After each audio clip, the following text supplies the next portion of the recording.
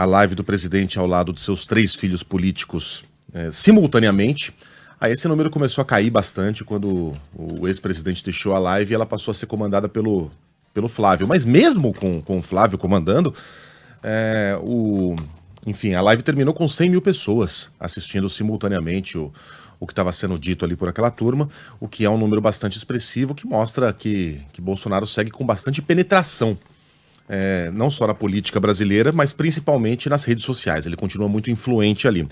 Disse que eles são acusados de espalhar fake news. Eu nunca gostei desse termo fake news, porque eu acho que ele tira o peso de uma palavra muito mais eficiente que a gente tem em português, que é a mentira.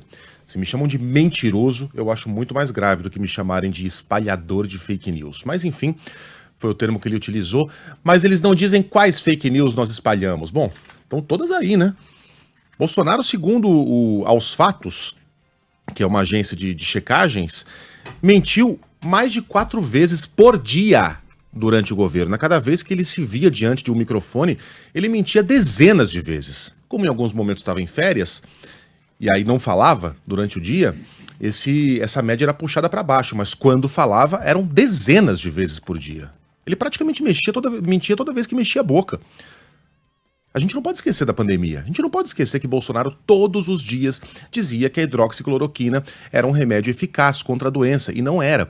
Quando ele inflava números de vacinação, quando ele mentia sobre os números de mortes, quando ele mentia sobre a vacinação estar causando problemas de saúde em pessoas no Brasil e no exterior, quando ele inflava os números da dívida da Petrobras na administração do PT e quando diminuía esses números na administração dele, quando ele dizia que não havia escândalo de corrupção no governo, havia vários, quando dizia que havia sido impedido pelo STF de tomar medidas de restrição contra o coronavírus no Brasil. Mentira.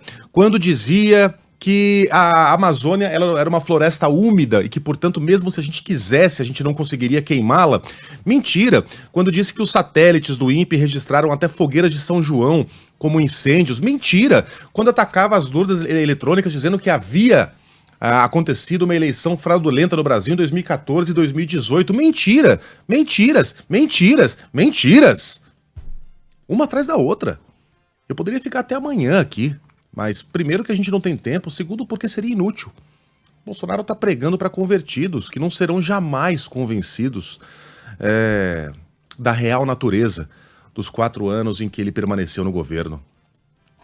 Outras dezenas de mentiras foram contadas ontem para se unirem a esse... como é que eu vou chamar? A essa pilha gigantesca de mentiras, quase tão grande quanto a pilha de mortos durante a pandemia, né? Boa parte causada pelo discurso negacionista e antivacinação do presidente. Vem falar que a gente não consegue dizer uma mentira contada por ele durante o governo? É bastante lamentável e é bastante assustador que, apesar de tudo isso, o ex-presidente continue sendo uma figura bastante relevante, né? O principal líder da oposição. Ou tem alguém aí que consegue conversar com a oposição com a facilidade que Bolsonaro tem? É assustador, né? A maneira como o Brasil lida com os 4 anos de negacionismo, os 4 anos de escuridão pelos quais a gente passou, tendo esse senhor como ocupante do Palácio do Planalto. Em frente.